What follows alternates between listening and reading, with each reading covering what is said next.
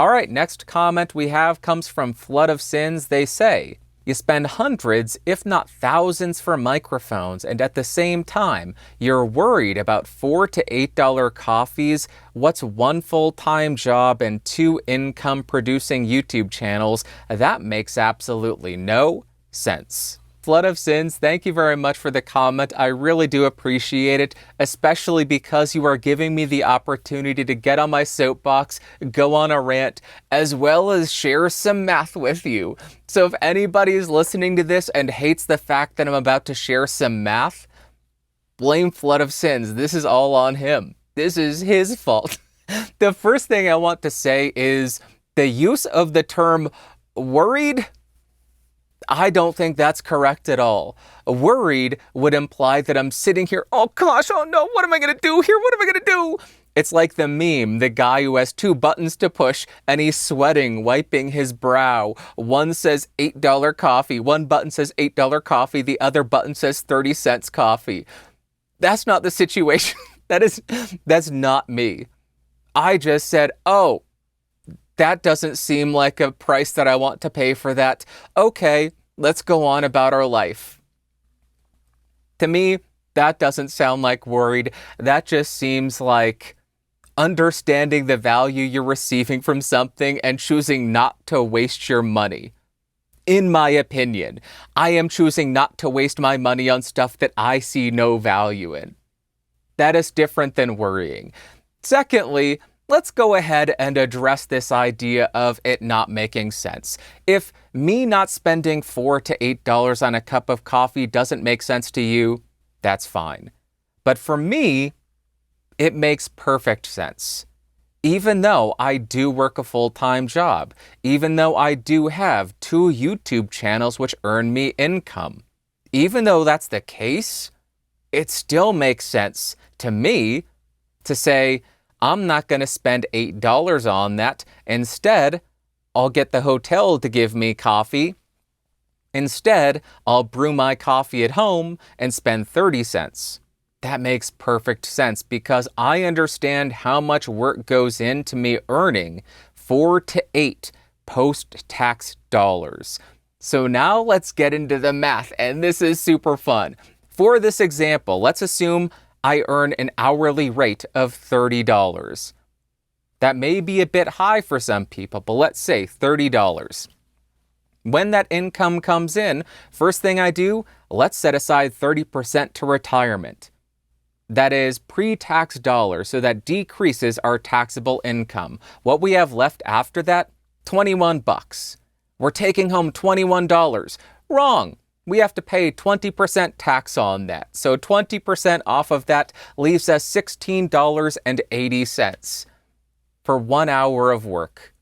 But once we get that, we still need to set aside 10% of that for a rainy day, for some kind of emergency. So that leaves us with about $15 for every 1 hour of labor. And this is very liberal here. I am not accounting for insurance. I am not accounting for any bills, anything. This assumes I don't have rent, I don't have electricity, I don't have any of that. That I could spend 100% of what I take home, which is not the case. So assuming my actual spendable income, my discretionary spending is $15 per hour, I could choose to say, okay, I'm going to work 30 minutes to pay for this cup of coffee. Or I could say, I'm going to work 1 minute to earn the 30 cents to pay for this cup of coffee. To you, that may seem, oh yeah, I'll work 30 minutes for that. The way that I view it, though, would I prolong the amount that I have to work until I retire by 30 minutes? One time, no problem. But if I'm going to Starbucks every single day, spending $8, extending the amount of time that I have to work until I can retire by 30 minutes, after a month, you're adding multiple days that you will have to work to recover that income. Of course, that assumes you are planning for retirement. So that is how I am looking at it. To you, it may not make sense. You may look at what I earn and say, you have plenty of income. Why don't you just go out and spend this and buy that and do this, travel there? Because I am very fiscally conservative. I like saving. Let me rephrase. I do not like saving money, but I do it because it's responsible. I do it because I want to ensure that I am able to retire, and I want to ensure that I do not become a burden on my family or other people in this country. I want to make sure that I can pay for myself if I ever get to the point where I retire. Now let's look at the business side of things. That's the math. We're done with the math. If you were scared of math, we're done. Let's look at the business side of things. You say I spend hundreds or thousands of dollars on microphones. That is absolutely correct. I am using a $900 microphone there. I have a $120 microphone on my lapel.